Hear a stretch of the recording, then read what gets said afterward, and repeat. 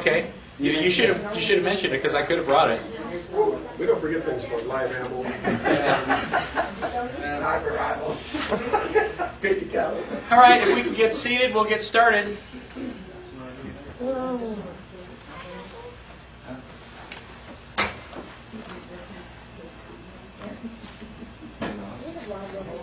So before we went on the break, I left you with some questions that I hope were a little bit perplexing. And, the idea of rights versus privileges. Now, the Texas Constitution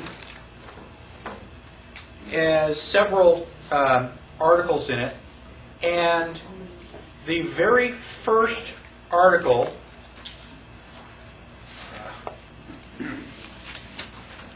in the Texas Constitution is the Bill of Rights. Why is Article 1 the Bill of Rights? Because that's the most important thing, and the rest of the Constitution should support that. Right. Why do we have any government? Why don't we just say, well, let's get rid of government, we'll just have an anarchy? Why do we have any government at all? What's the purpose of government? Protection. To protect your rights. The Declaration of Independence says that to secure these rights, governments are instituted among men.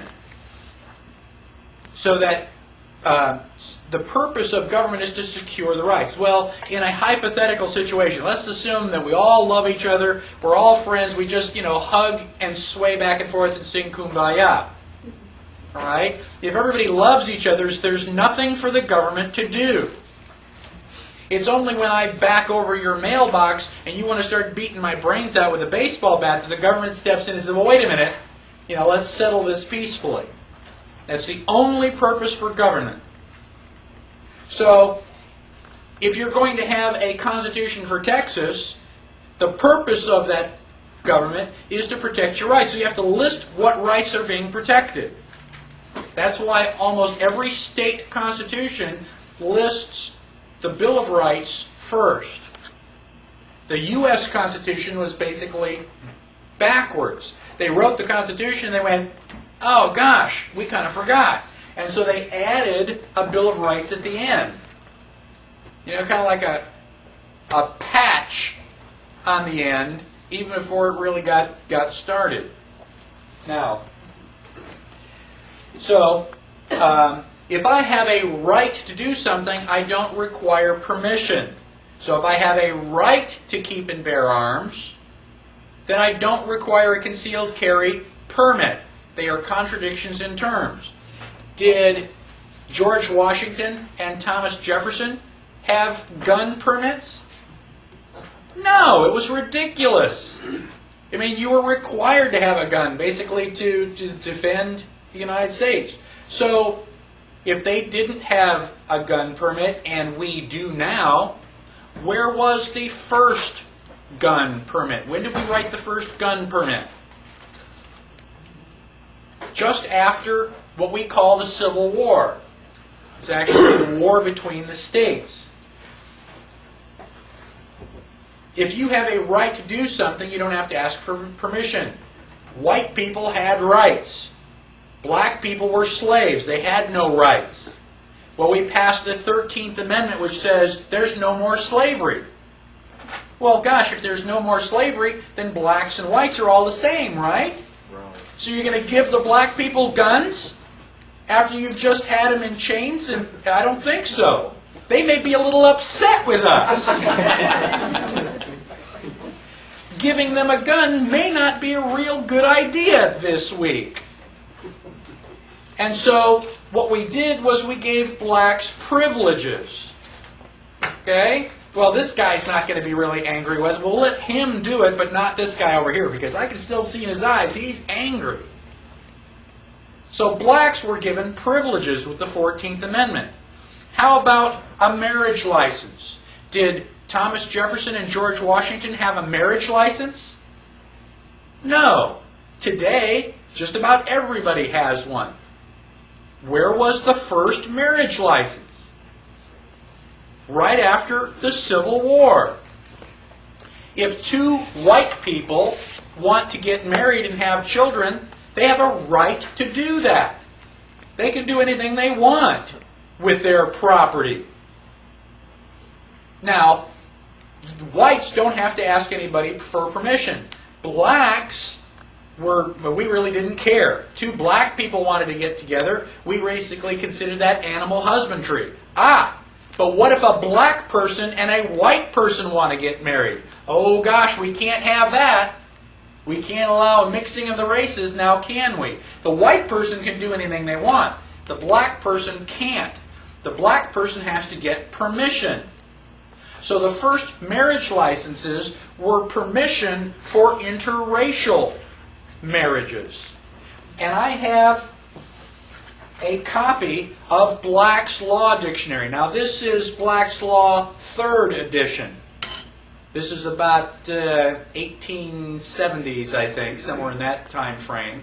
And so it's an old book, and I've gotten a copy of it, and I've looked up marriage license. And it says, quote, a license or permission granted by public authority to persons who intend to intermarry. Right there in black and white. A marriage license is for mixed marriages. Well, eventually that was working so well that we just apply a marriage license to everybody. Why do you need permission? If you go to a wedding, how many people are in that contract? Well, you got the man, you got the woman, but that's not all. You've also got the state. The state is there giving you permission. Why? Because you asked. If you ask for permission, that's pretty good evidence that you needed permission. Why would you ask for permission if you don't need it? So you've got the man, the woman, and the state. There are 3 entities in this contract. So now the state has a vested interest in the outcome of this contract. Well, what is the general outcome of a marriage contract? You put a boy and a girl in a dark room for long enough, what's going to happen? Children. So now the state, because they are vested in this contract, they have a vested interest in the children. How can this social worker come to your door and say, you're not being a good parent, and take your kids away? Because they own them. If you have a marriage license, the state has partial ownership in your children. That's how they can demand that your children go to school. They want their children in school, government schools. Now, if you don't get a marriage license, if you just say, hey, you're pretty good looking, you want to sleep together? What do they call that? That's a common law marriage. That's probably the only phrase where anybody knows the phrase common law. Well, what is common law? Well, gosh, I don't know. That's what 2 people... No, it's not. 2 people get married. It is a common law marriage because it is based on property. And we will get to Article 3 of the Constitution later this afternoon, and we will go into the levels of law in great detail. All right? Now, let's turn to page 6. And I want to bring up another concept. This is the concept of sovereignty. Sovereignty is the idea that you don't have to ask permission. You are the top banana. There's nobody to ask. I'm it. I am the decision maker. Now, sovereignty is defined as the status, dominion, power, or authority of a sovereign. Royalty. Supreme and independent power or authority in government. Now, back in, let's say, the early 1700s or late 1600s, who was the sovereign in England? The king. He was the sovereign king. That's basically the only time we understand that word, is the sovereign king. Well, how did the king become sovereign? Well, there was a general idea referred to as the divine right of kings. Somewhere along the line, God smacked this guy in the head with his royal scepter, and he became the king. He had all of the rights. Because he had all of the property. Who owned England? The king. It was his country. He owned it. Greatest common neighbor. Okay? And, he just happened to be born to the right person. Grew up in the right family, and they crowned him king. And everybody's going, okay, this is your land. Now, the king had all of the rights. All the people who live in England are subjects. They get privileges. If I'm the king, I'm going to give you the privilege of being the royal baker. And I'm going to let you be the royal blacksmith. And you can be the royal candlestick maker. It's a privilege. And I may not give it to anybody. You may be the only candle maker in the entire little shire. Isn't that great? No competition. Except if you piss me off, I'm going to take that privilege away from you. So the king had all of the power and would give out privileges to all of his subjects. Now, a lot of us got in boats, came to North America, and we started, building our houses here. Eventually, we signed the Declaration of Independence. What is the Declaration of Independence? It is a letter to King George. And in so many words, we told King George to put it where the sun doesn't shine. We no longer work for you. We are sovereign and independent. Instead of all this, instead of you getting all this power from God and then giving it out to us willy-nilly, we are going to cut out the middleman. We're not going to have a king anymore. God is going to endow us with the rights. We've got the unalienable rights. Directly from God. We don't need you anymore. And furthermore, when we finished with the Revolutionary War, we got a allodial title. Who owned North America prior to the Revolutionary War? The king. He sent his people in the boats, and he set up a flag, said, I hereby declare this land property of the king. Well, guess what? We took our property and said it belongs to us. We have rights. We have property. First time in human history. Amazing. So, we've got the Declaration of Independence, basically, which severs all of our ties with the king and makes us sovereign citizens. We've got all the power. Now, this is such an incredible change in the way that everything was going that they had to go back to England and explain it. Now, the William Pitt was one of our guys, and he went back to England after the Constitution was ratified, and he went to the House of Commons, basically Parliament, and he explained the way the situation was now. And he said, quote, "The poorest man may, in his cottage, bid defiance to all the forces of the crown." Can you imagine living in England and bidding defiance to the king? What happens when you tell the king no? You end up being short. You have no place for a hat. You never tell the king no. But here in the United States, people, the poorest man, may bid defiance to the king. Now we're talking about the shack. It says it may be frail. Its roof may shake. The wind may blow through it. The storms may enter. The rain may enter, but the King of England cannot enter. All his forces dare not cross the threshold of the ruined tenement. So how much power does the king have in the United States? Zip. None. Nada. Who's in charge? We are. We have 285 million sovereign citizens in the United States. 285 million kings and queens. If I own my land, I make the law.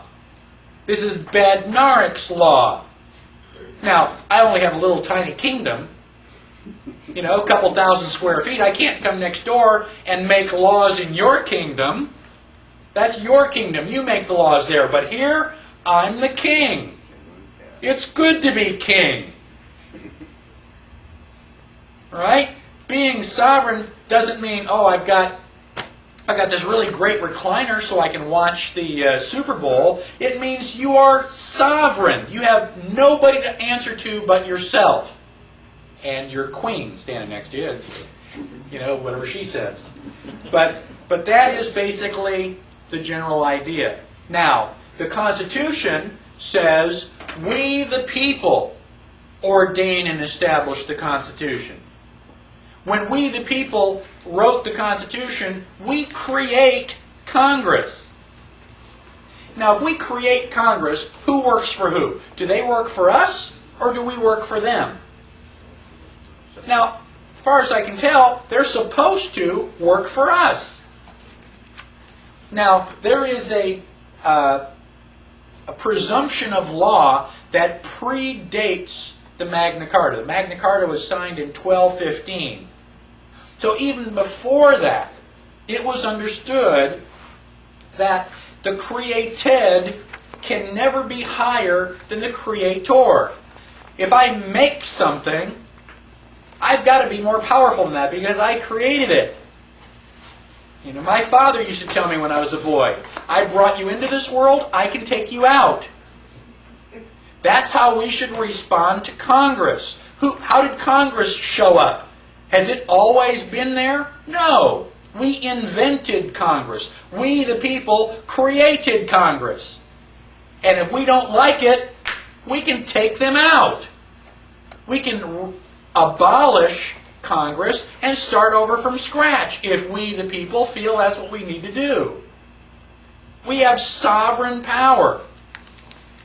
Everybody say, it's good to be king. Come on, everybody. It's good to be king. You got to at least say it. Doesn't that feel good? Don't you feel a little bit of your liberty and rights coming back?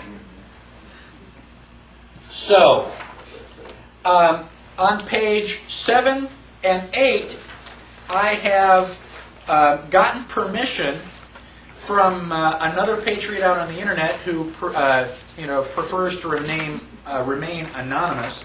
But it is a 2-page article on what is a sovereign individual. And I genuinely recommend that you read that, in fact, probably at the next break. But it goes on to say that there are different levels of sovereignty. The first level is mental sovereignty. You at least have to think of yourself as a king. You got to wake up in the morning and go, it's good to be king. If you don't think it, you're never going to get the other kind.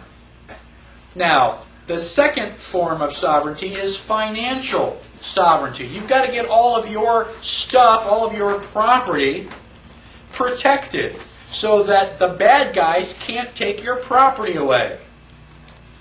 And then eventually, physical sovereignty. That's where, we're actually there. Nobody's going to mess with you because they recognize that you're the king. We're not there yet. We are struggling to get there, but it is a struggle. And again, for some people, you may not want to struggle that hard just yet. But go through and read that at your earliest convenience. Again, maybe the next break or through lunch. And that will give you a really good idea of what sovereignty is.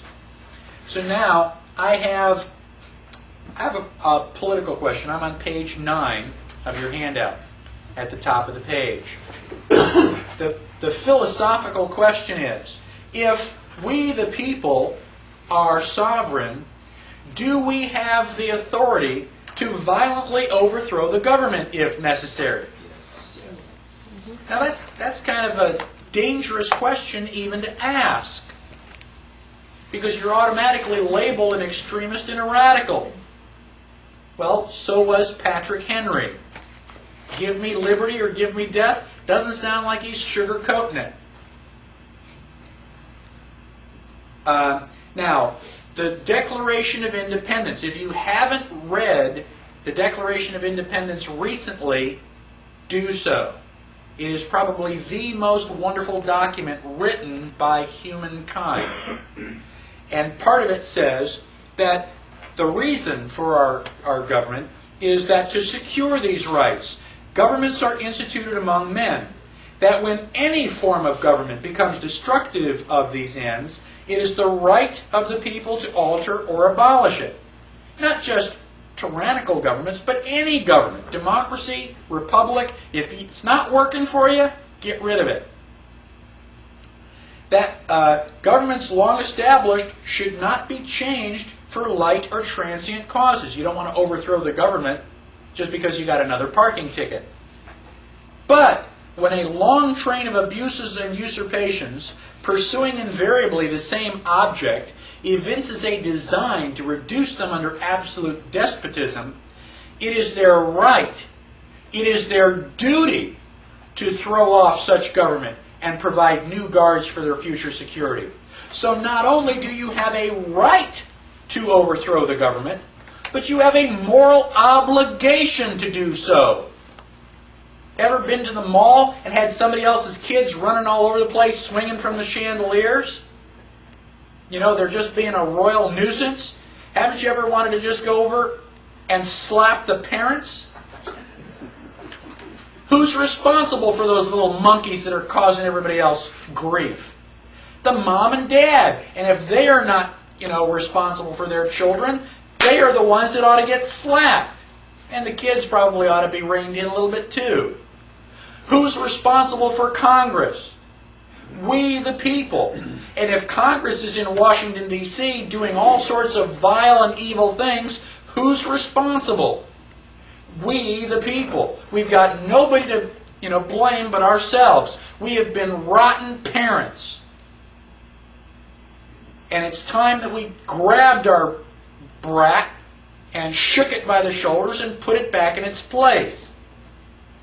Now, if you think I am radical, let me share with you some thoughts from some of the founding fathers.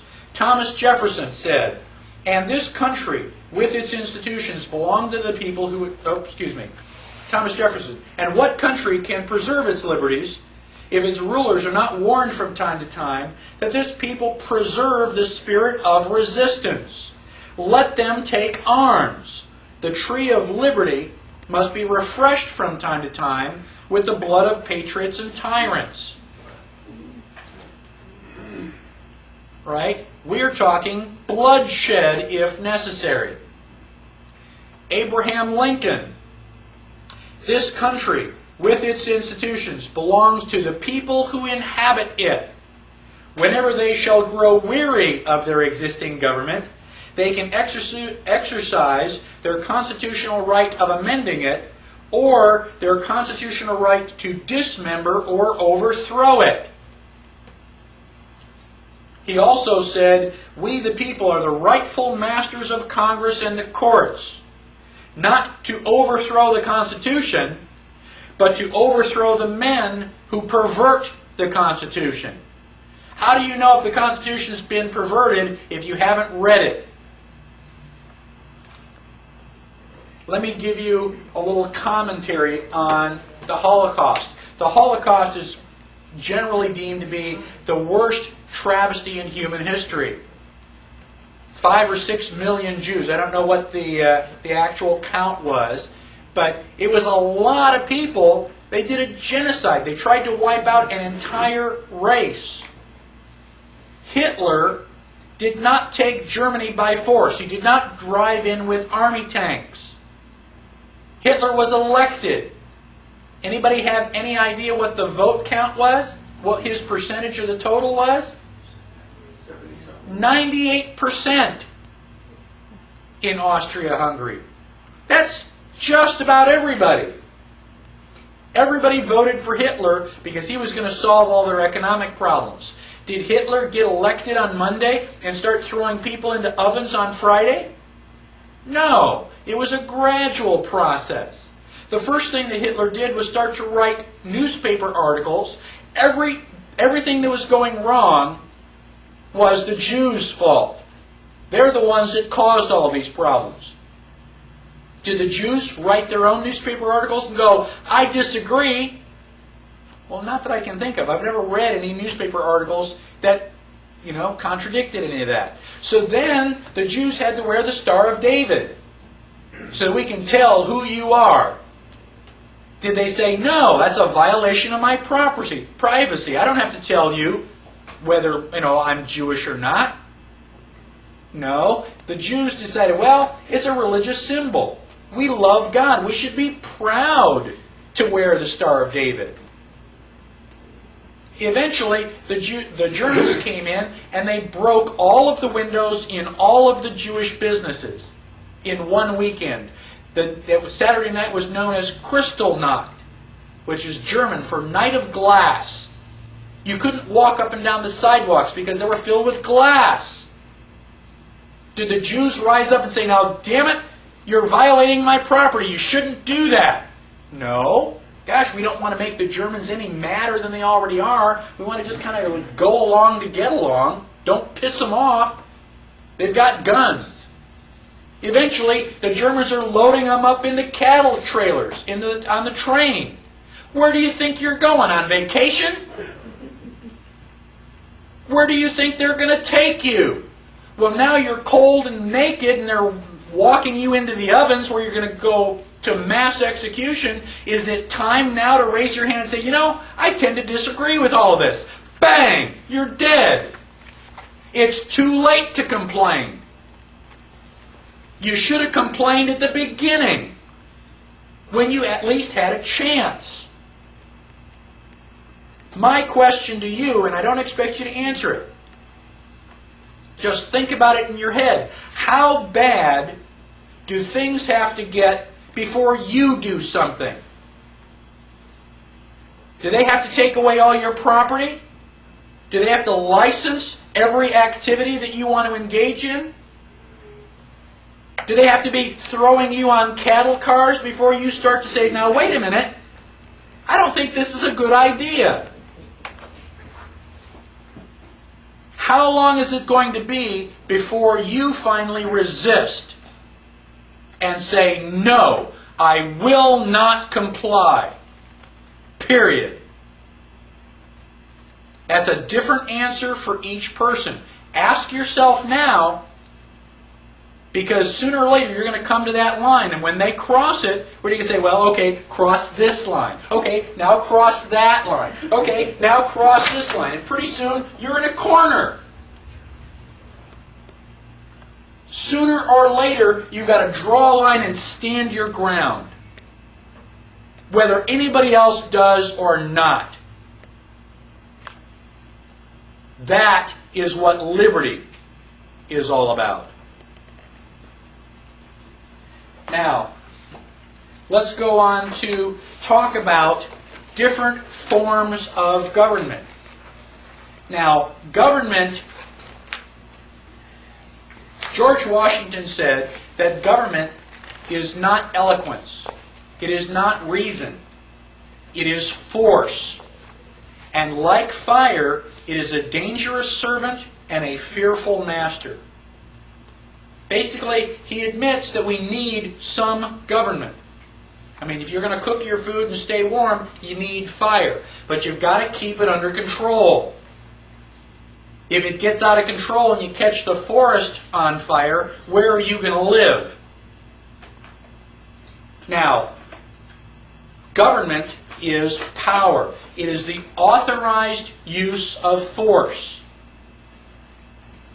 Now, depending on where that power comes from, we have different forms of government.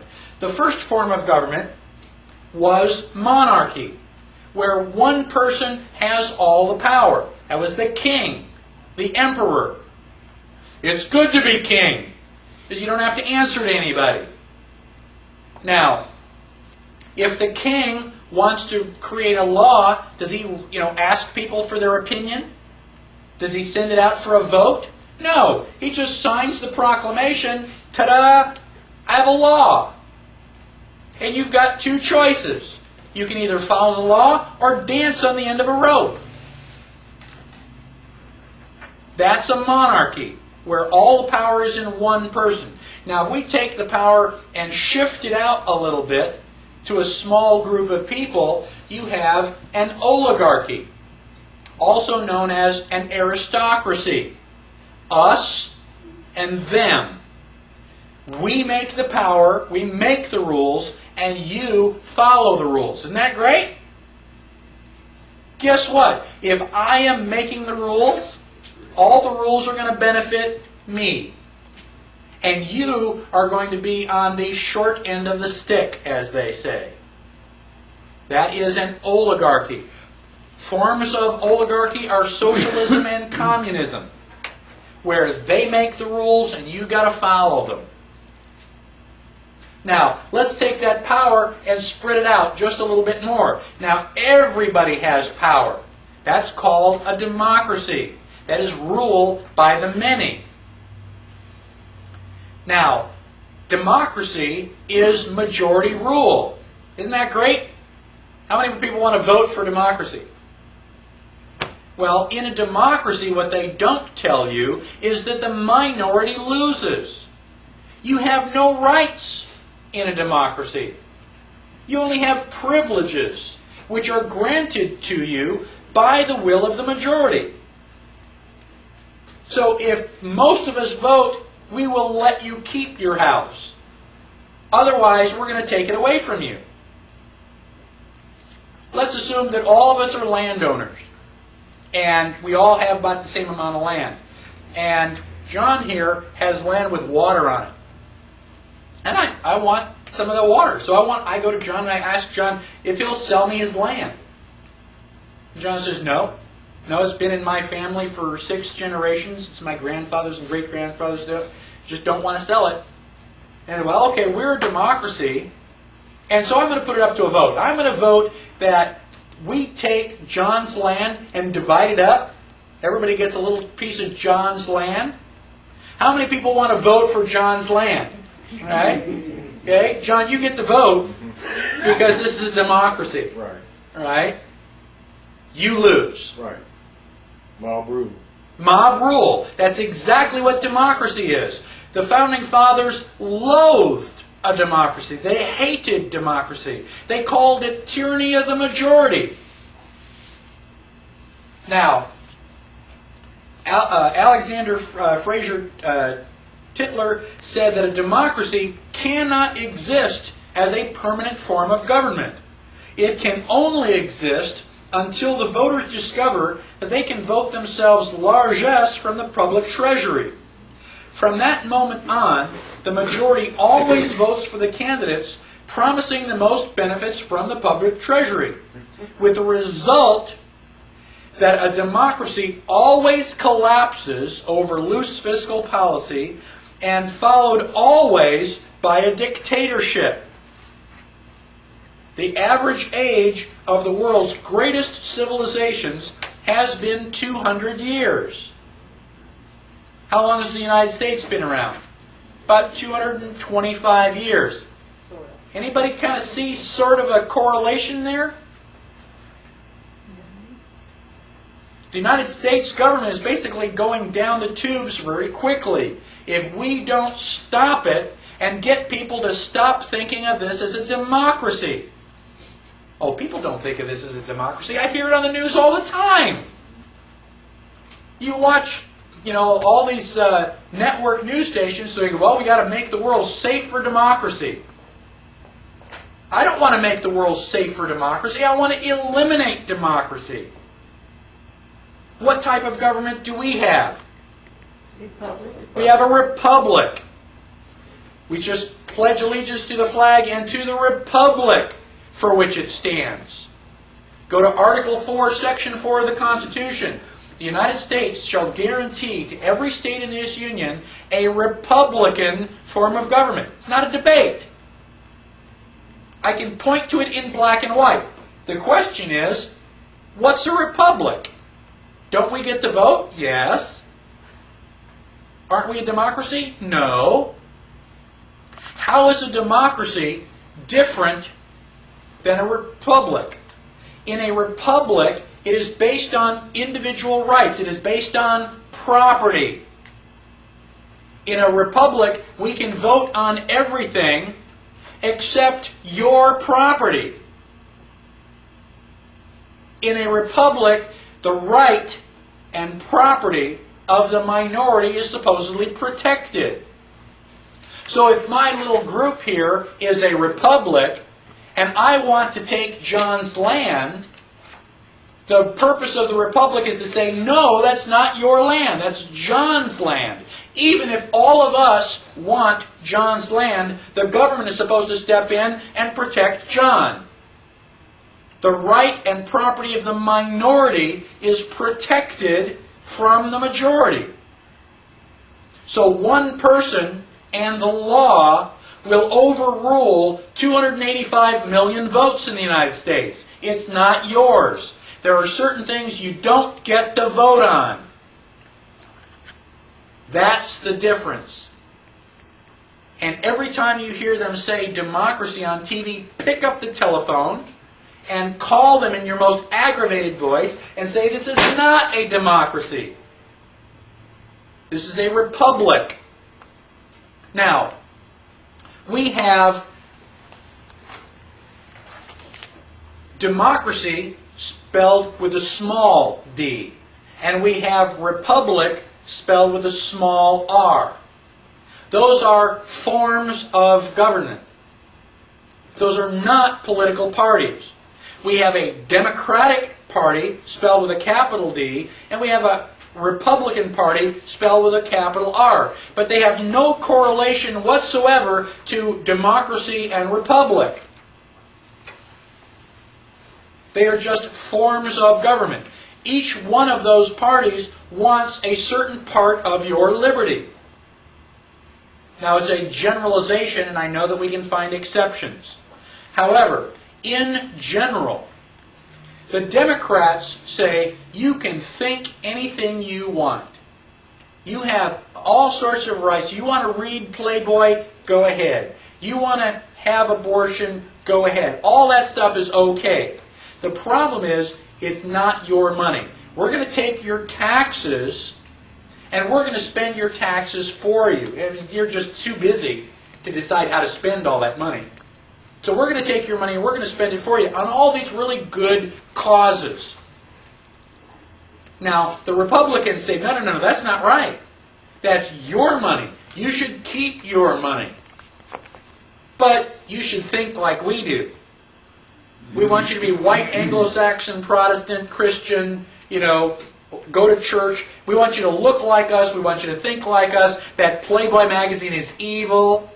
No, we want to control the way that you think. Which one are you willing to give up? You willing to give up your money, or are you willing to give up your mind? Which party do you want to vote for? None of the above. Now, one of the things that they have done is they've lied to us. They changed the question so that both answers are bad. If I ask you, do you still beat your wife? Are you going to answer yes or no? No. Yes, I do still beat my wife, or no, I don't still beat my wife. The question implies that you did beat your wife at one point in time. If they ask me, I can't answer the question. It's not yes or no. I'm not married. I've never had a wife. But you have to be careful that you don't take the question for granted. One of the things that we take for granted, they ask you, whenever you talk about politics, they ask you, are you right-wing or left-wing? Are you Democrat or Republican? Why are those the only two choices? Are you going to vote for Hitler or Stalin? Are you going to vote for the electric chair or lethal injection? Now, in the back of your book, there's a little tiny card. It's called the World's Smallest Political Quiz. One of the things that it does is to eliminate the fallacy that everything is left or right. There is also up and down. Now, Hitler was a totalitarian. Hitler wanted to control your mind and your money. You have no control. The state or the government has all the control. He's on the bottom of a little diamond shape. Now the Democrats want to control your money, but not your mind. So they are on the left. The Republicans want to control your mind, but not your money. So they are on the right. If you are on the top, where you want to control your own money, you want to do your own thinking, then you are a libertarian. You believe that you are smart enough to spend your own money. You are smart enough to decide for yourself whether you want to read Playboy. Pornography is in the eye of the beholder. You're, adult, make your own decisions. So, stop thinking as everything left and right. Think of everything as two-dimensional, left, right, up, or down. Where do you want to be on the playing field? And you can answer these 10 simple questions, and you give you a score, and it will let you know basically where you stand.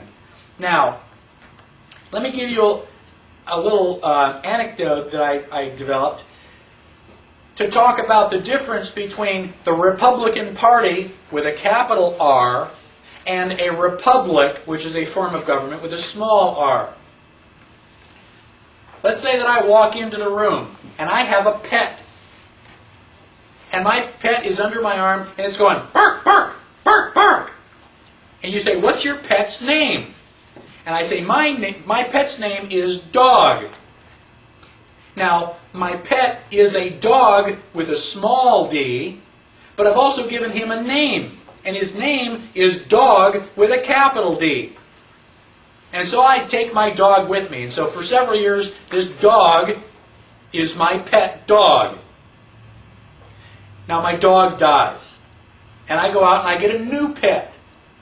And I come walking into the room with a new pet. And I've got my new pet under my arm.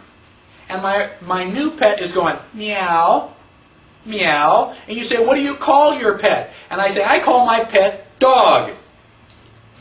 This is Dog 2. But I like the name so much I just kept the name. So now I call my pet Dog with a capital D. What is it? Is it a dog with a small d? No. The name has nothing to do with the animal. The Republicans with a capital R have nothing to do with the Republic with a small r. They've just kept the name. They are voting away all of your rights. Now, people say, well, I don't want to vote for one of the smaller parties because I don't want to waste my vote. I would rather vote for one of the guys that's going to win. And I'm going to ask you again, do you want to vote for Stalin or Hitler? Because those guys are going to win, they're going to get most of the votes.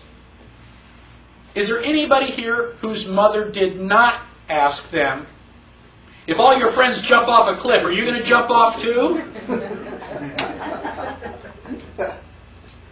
Isn't that stupid? The definition of insanity is doing the same thing over and over again and expecting different results. If you think that the United States is in trouble, and you go back to vote, and you vote Democratic or Republican just like you've always done, thinking that you're going to fix it, you are insane. You are crazy. Call the men in the white coats, and we'll have them come and pick you up. If you want things to be different, you have to do something different. I don't care which party you vote for. I really don't. Just don't vote Democratic and don't vote Republican. Vote for anybody else. If you vote Democrat or Republican and 98% of the total goes to them, they go, well, things are the same. We got, the will of the people. They don't want anything to change. You say, well, yeah, but if I vote for the Libertarian, he's never going to win. Well, no, if you don't vote for him. But if you vote for him, and let's say he gets 20% of the vote, is he the president? No. But whoever is president is going to go, wait a minute, this guy got 20% of the vote. I'm going to go stand over there and do a little bit more what he was doing. They're going to have to pay attention to you. Have we ever had a socialist president? Well, nobody on the Socialist Party. We've never had somebody from the Socialist Party elected as the president. But they didn't have to. They just started the Socialist Party of America, and they just keep putting out all these ideas and getting votes. And so the Republicans and Democrats have both been becoming more and more socialist. How many people remember Franklin Delano Roosevelt?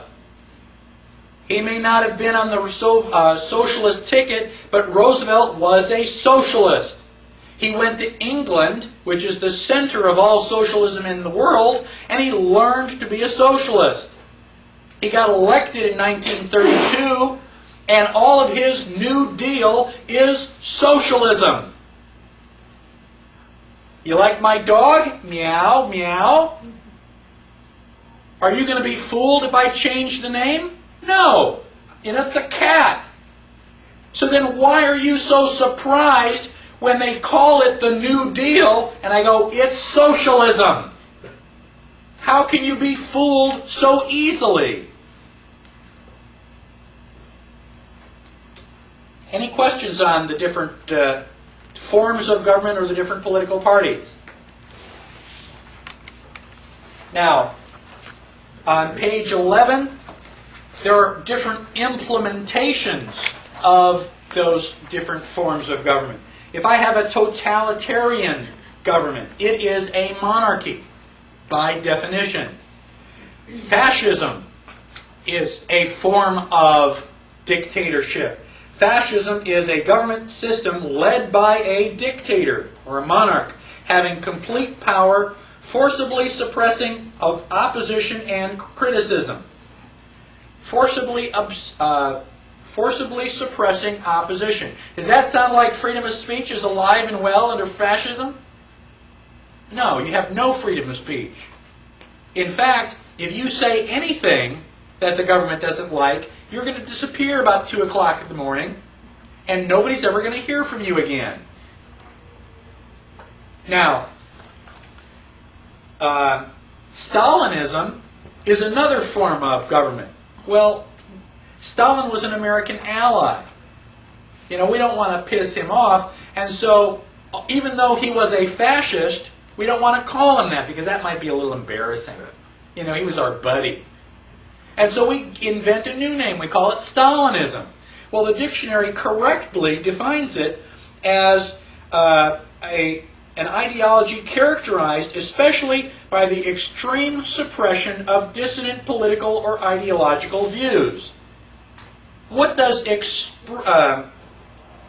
extreme suppression mean? That's pretty well suppressed. Stalin is guilty of killing 25 to 35 million of his own people. Now, I don't condone what Hitler did, but at least he was going, well, it's those guys. Hitler was trying to kill all the other guys. Stalin was killing our guys. And he killed 6 times as many. Why is Hitler the worst guy in history? How come it's not Stalin? Well, he's going to be our buddy. We always saw him sitting on the boat with, FDR. And Winston Churchill. He was one of the big 3. Well, that must mean that, Stalin's a good guy because they're all alike, right? Well, I agree that they're all alike. Socialism is a theory or system of social organization which advocates the vesting of the ownership and control of the means of production in the community as a whole. So, do you have any property under socialism? No. It's not your car. It's our car, and we are letting you use it. It is not your house. It is our house, and we're going to volunteer to let you borrow it. Do you have any property in socialism? No. If you have no property, guess what? You have no rights. Where do rights derive from? Property. Communism is a theory or system of social organization based on the holding of all property in common. It's not yours. That's why communism is bad. That's why we're against socialism. Not because they've got a red flag or because they march funny. Because they're taking all of your property away. And when they take all of your property away, they take away all your rights. Let's flip to the next page. Well, let me stop and do a quote from Winston Churchill on page 11. Winston Churchill said, "If you are 20 years old and you are not a socialist, you have no heart. If you are 40 years old and you are still a socialist, you have no brain." Now, what's Churchill trying to tell us? Well, if you're 20 years old and you're listening to the advertising for socialism, what does socialism say? We're all going to have health care. We're all going to have education. We're going to just live together. Everybody's just going to share everything. And we're all going to sing Kumbaya. Socialism is wonderful. How many people want to vote for wonderful socialism? Well, when you're 20, yeah, you're idealistic. We just want everybody to love each other. Isn't that great? Where's all that health care coming from? Where's all that free education coming from? Well, the government. Where does they get the money from? Oh, I finally figured it out 40 years later. That's not very much fun. So when you're young and stupid, socialism sounds like a great idea. When you finally grow up, hopefully not too late, socialism sucks. Let's go to page 12. I have the entire Communist Manifesto summarized here on page 12. Now, in the middle 1800s, somebody asked Karl Marx, what would you need if you were going to start a communist government from scratch? Just clear the playing field, blank slate, you're going to build it from the ground up. What are you going to need? What are the things that you would want to have in order to make this a perfect communist government? The Communist Manifesto is the answer. It's not very long, basically just a term paper. Read it. Why? Because I want you to be a communist? No, I want you to know how they are attacking you. You have to understand the enemy. The 10 planks of the Communist Manifesto. Plank number 1, abolition of private property. No property, no rights. If I stand up on a soapbox and I say, I'm going to start a government where I'm going to take all of your rights away, how many people are going to volunteer? Nobody with half a brain. So now Karl Marx stands on a box and says, I'm going to start a new government and we're going to take everybody's property away. They're signing up like flies. I mean, they're just, yeah, pick me. You know, that basically the problem is you don't understand that property and rights are related. If they take your property, you have no rights. And once you understand it, then you understand why communism is evil. It's not just a personal opinion. It's evil. We're taking your rights away. Now, the other 9 planks to the Communist Manifesto are basically just methods for doing the first thing. How are we going to take your rights, property away? Well, number 2 is a heavy progressive income tax. A progressive income tax means the more money you make, the higher the percentage. Do we have a progressive income tax in the United States? Yes. Can you say IRS?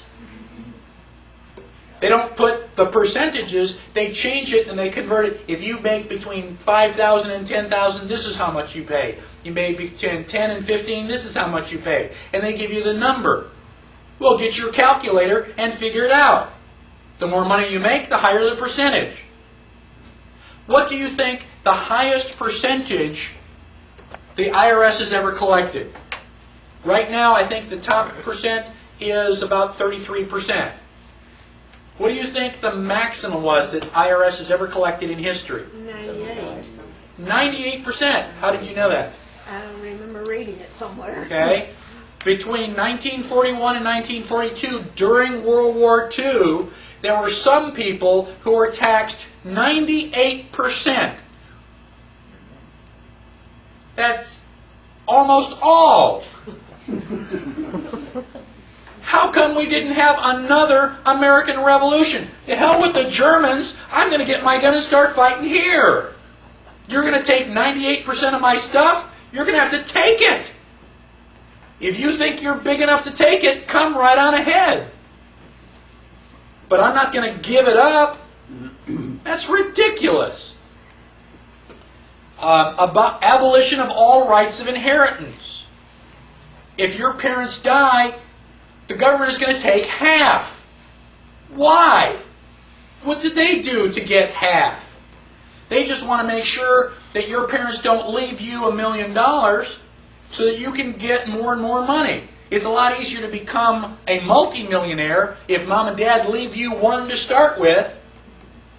We don't want that to happen. Confiscation of all property of immigrants and rebels. You ever fly internationally? You got to fill out a card. If you're carrying more than $10,000, they'll take it. You want to leave the United States and go live someplace else? Goodbye. Leave all your money here. I have friends that want to move to New Zealand. They are trying to figure out a way to put their money in an offshore account so they can keep their money. A central bank. We're going to talk about the Federal Reserve. We can go right on down the line.